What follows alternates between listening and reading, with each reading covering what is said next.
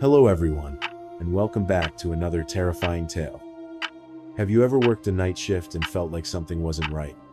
Or encountered someone or something that left you questioning if you were really alone? In tonight's stories, we follow two individuals who experience spine-chilling encounters.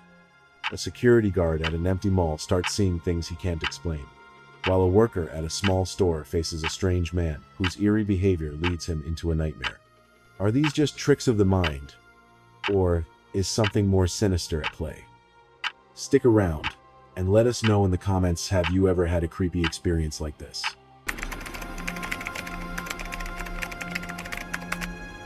Ethan Johnson had been working the overnight shift at Cedarwood Mall for about 3 months now.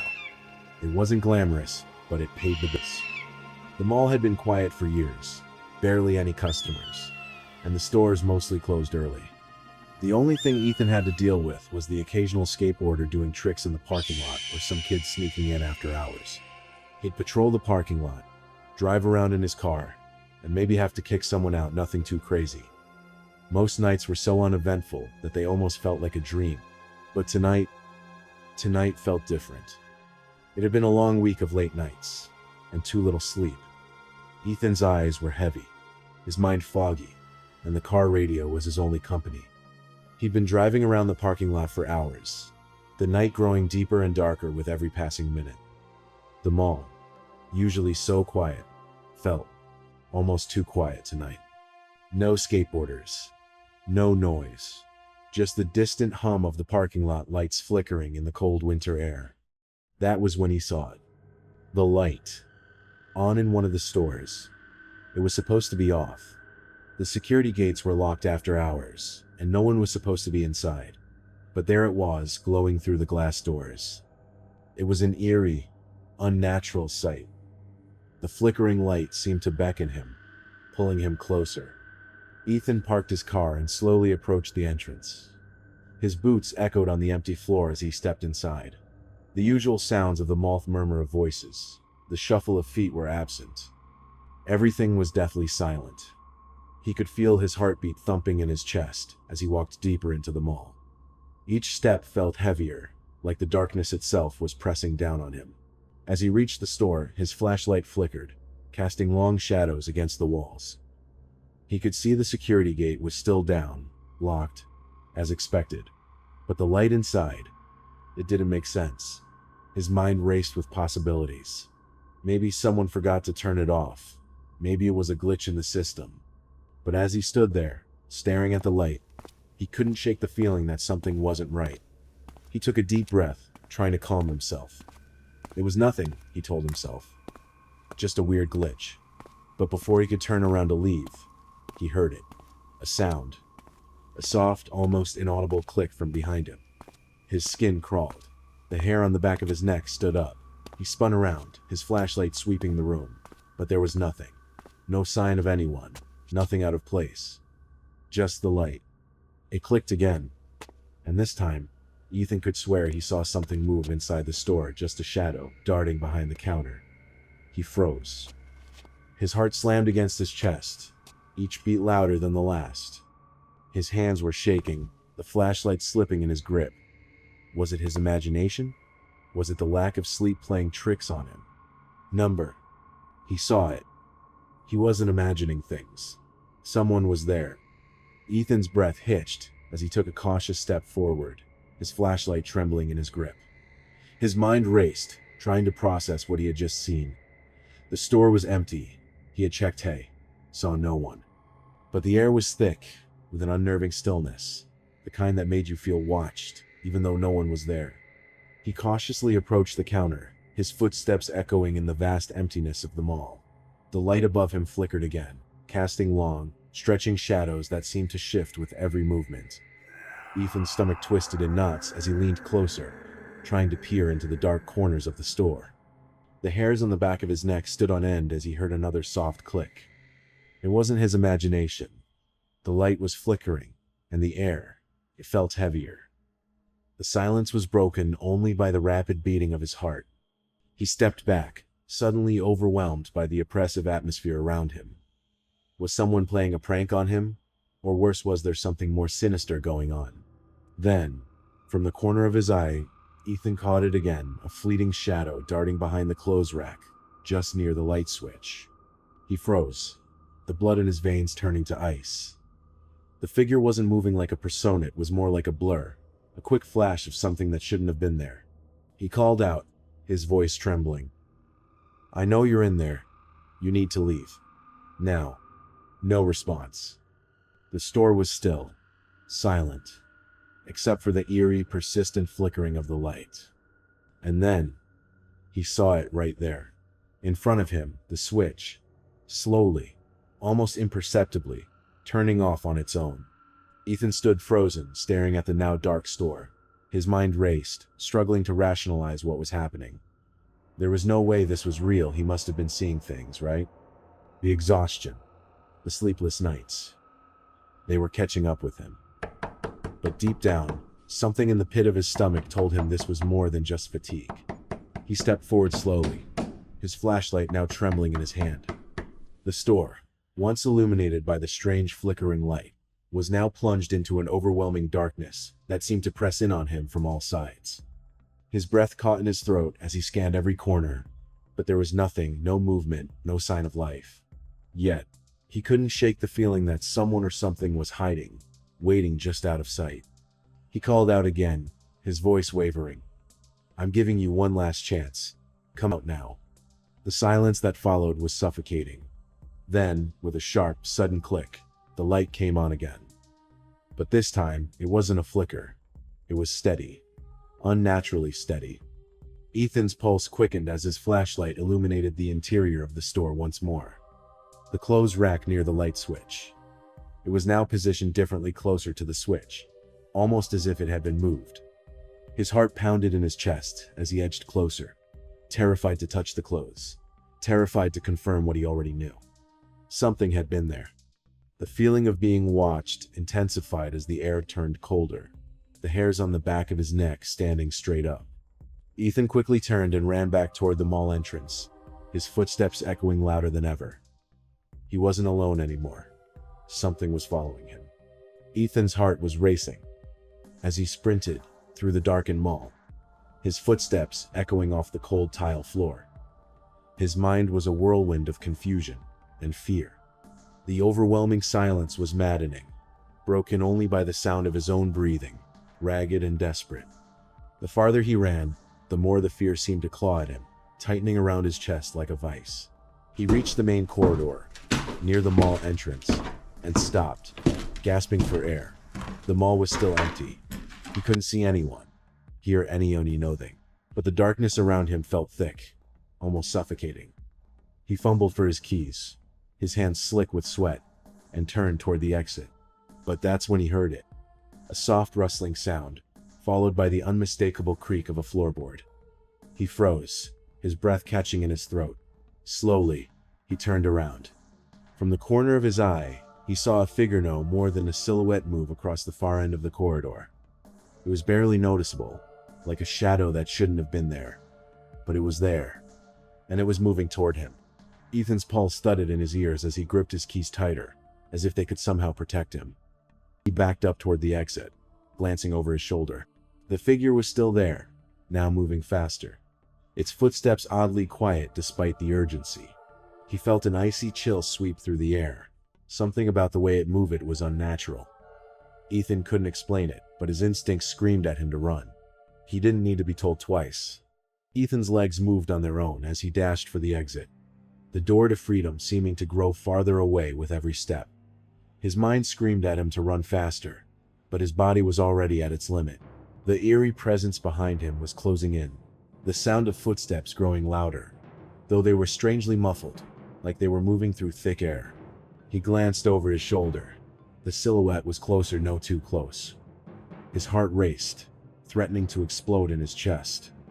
The darkness around him seemed to twist and stretch, distorting everything, as though the shadows themselves were alive, reaching out to grab him. The mall felt like it was shrinking, the hallways closing in around him as if the very building was trying to trap him. Ethan pushed forward, ignoring the burning in his legs. His breath came in ragged gasps, each inhale sharp and shallow. He reached the door, his hand fumbling for the handle, and pulled with all his strength. But the door wouldn't budge. The damn thing was locked. No, no, no, no, he yelled, panic rising in his throat. The footsteps were right behind him now, the sound unmistakable. He spun around, his flashlight catching nothing but the cold emptiness of the mall. But he could feel it, something was there. The oppressive weight of it pressed in on him from all sides. In a blind panic, Ethan threw himself at the door, slamming his shoulder into it. The lock clicked. He shoved it open, falling out into the parking lot. But as he scrambled to his feet, he heard a voice soft, barely a whisper, come from behind him. "You're not leaving." Ethan's breath was ragged as he stumbled backward into the cold, empty parking lot. The night air bit at his skin, but he barely felt it, his pulse thundering in his ears. His eyes darted around the low, empty, silent, still. But there was something wrong. The air felt thick, almost suffocating, as if the world around him was holding its breath. He could still feel it, the presence hovering just behind him, too close, watching. He spun around, his flashlight trembling in his hand, the beam cutting through the dark. There was nothing. Just the dim glow of the distant streetlights, the shadows stretching long across the cracked pavement. "You're not leaving." The voice. It wasn't a whisper this time. It was clear, cold, and so close. Ethan's body froze. He could hear the words in his bones, a chill creeping up his spine. Then, he saw it. A figure stepped from the shadows, just beyond the flickering glow of the mall's lights. It was naturally tall. Its shape was dark, distorted, like it didn't quite belong in the world. The thing moved with a slow, deliberate grace, its features hidden in the deep blackness of its form, only its eyes visible, cold, empty, watching. Ethan backed away, his heart hammering in his chest. He knew now. It wasn't just a person, or a prank. It was something else, something ancient, something that had been waiting. With one final surge of fear-fueled adrenaline, he turned and ran. But the sound of footsteps, too quick, too heavy, echoed behind him.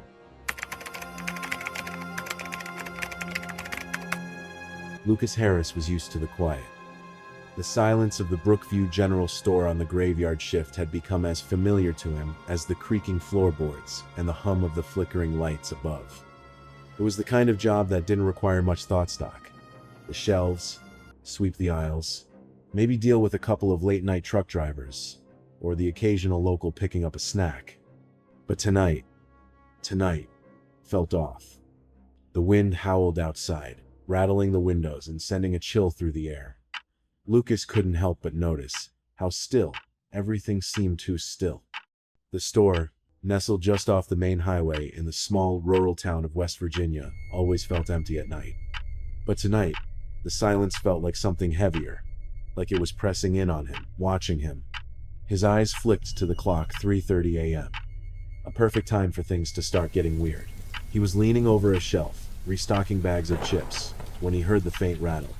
It came from the security gate at the front of the store, the metal barrier separating the store from the mall corridor.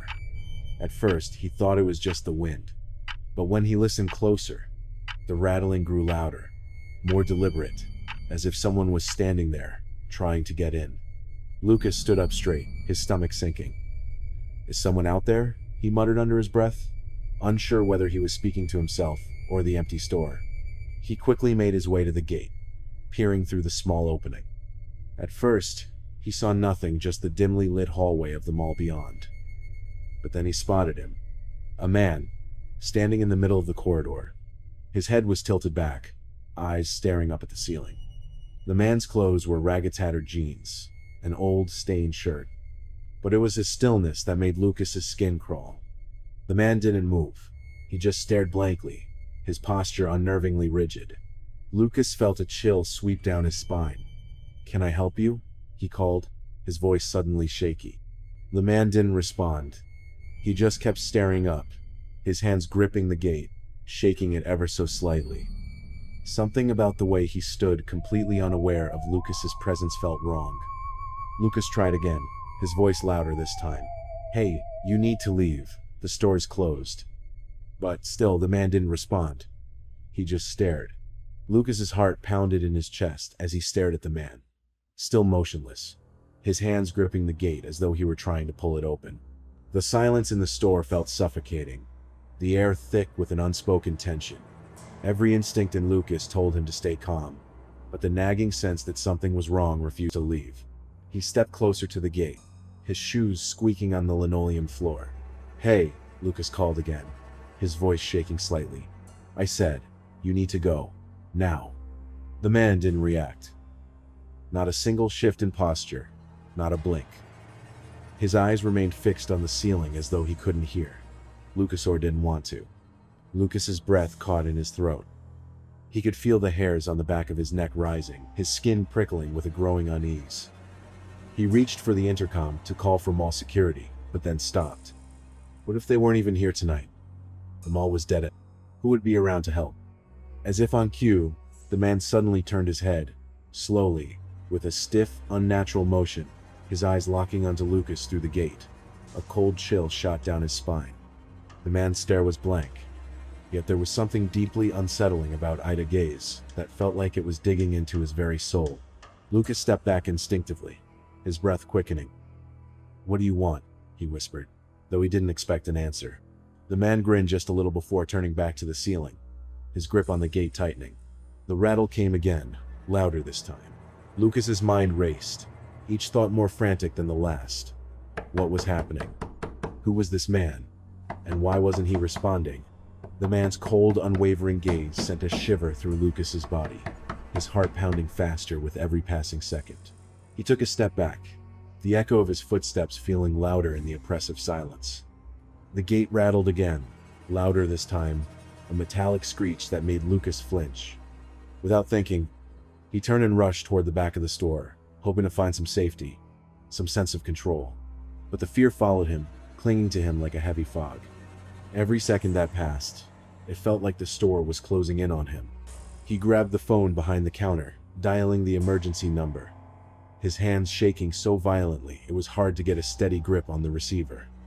"Please, pick up," he muttered to himself, but the line remained silent. There was no answer. Turning back toward the gate, Lucas's eyes scanned the shadows, half expecting to see the man standing there.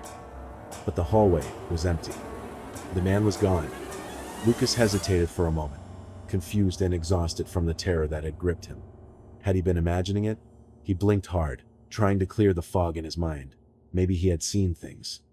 Maybe he was just tired. But as he moved closer to the gate, his breath caught. A pair of shoes stood in the middle of the floor, right where the man had been. Lucas froze. The shoes were the same. Lucas's breath caught in his throat as he stared at the shoes, the same worn, ragged pair that the stranger had been wearing. The chill in the air deepened, and the silence felt even more suffocating, wrapping around him like a heavy blanket. His mind raced, trying to process what he was seeing. How had the man disappeared so suddenly? There was no way anyone could have moved that fast in this silence without making a sound. He cautiously stepped forward, his eyes glued to the shoes. He should have been terrified, should have run, but something about the stillness of the store kept him frozen in place. The fear gnawed at him, but curiosity prodded him forward, urging him to figure out what was really going on. As he neared the shoes, the lights overhead flickered. Not again, he thought. It was as though the entire store was reacting to his growing panic. The flickering lights cast long shadows that twisted and writhed, making the aisles seem alive with movement. But still, there was nothing, no sound, no movement, just that oppressive stillness. Lucas glanced around, his heart hammering in his chest. The hairs on the back of his neck prickled as if someone or something was watching him, waiting. He turned back to the shoes. The strange feeling of being watched washed over him once more. And then, he heard a faint rustling sound from behind him. He spun around, flashlight trembling in his hand, but there was nothing. The store remained silent, the only movement coming from the shifting shadows. But Lucas felt that something was there. Something was watching. Lucas's hands shook as he clutched the flashlight, the beam of light flickering as his heart pounded in his chest. The rustling sound had been soft, barely noticeable, but it was enough to send a wave of cold panic through him. His eyes darted from aisle to aisle, his mind screaming that something was wrong. The store, once familiar and comforting, now felt like a maze of shadows, each corner hiding something he couldn't see. He turned slowly, scanning the dimly lit aisles. The air was thick with tension, each second stretching out like an eternity. The faint hum of the fluorescent lights above was the only sound, but even that seemed to have a strange echo, as if it was being distorted by the weight of the darkness. "Hello?" Lucas's voice came out too shaky, too quiet, as if he were afraid to make a sound. There was no answer, just the deep silence pressing in on him from all sides. And then, the faintest rustle again, coming from the back of the store. The sound was unmistakable, a footstep, slow and deliberate. His heart skipped a beat. Lucas moved toward the sound, though every fiber of his being screamed for him to run. The flashlight's beam cut through the dark, but it was useless against the thick, creeping shadow that seemed to move with him. The feeling of being watched was overwhelming now, suffocating. He stepped into the aisle, where the noise had come from. The air felt colder here, the shadows deeper. Then, suddenly he saw him. The man, standing at the far end of the aisle, just out of reach. His eyes locked onto Lucas's, empty and dark, a slow grin spreading across his face. Lucas froze, his body frozen in place by the sheer horror of what he was seeing. The man stood at the far end of the aisle, his grin spreading unnaturally wide across his face, as though it wasn't possible for a human to smile like that. His eyes were dark, hollow, and his posture was rigid, too rigid, as if he was a puppet controlled by some unseen force. The air around Lucas felt thick, heavy, with an impending sense of doom. His heart raced in his chest, the pulse pounding in his ears as the man didn't move, just watched his gaze unblinking, unyielding. The store had gone completely still, the silence deafening. Even the lights seemed to flicker more intensely, casting the shadows in twisted, unnatural shapes. Who are you?" Lucas's voice barely escaped his throat, hoarse and trembling. The man didn't respond. He only took a slow, deliberate step forward, the creak of his shoes too loud in the quiet. Lucas could feel his legs shaking, his mind screaming at him to run, to get out of the store, but his body wouldn't obey. Another step. The man was closer now, close enough that Lucas could see the wear and tear on his clothes, the dirt and grime smeared across his face. And that smile, it hadn't faded. It only grew, like it was carved into his skin. "Leave. Now," Lucas managed to whisper, his hand reaching for the counter, his fingers trembling as they brushed against the edge. The man's grin widened. He took one more step, and the lights above him flickered once more, before going out completely. And then the man lunged. Well, that's it for today's eerie tales. But I'm curious, have you ever had a strange encounter like these? Maybe a time when you felt something watching you? Let me know in the comments.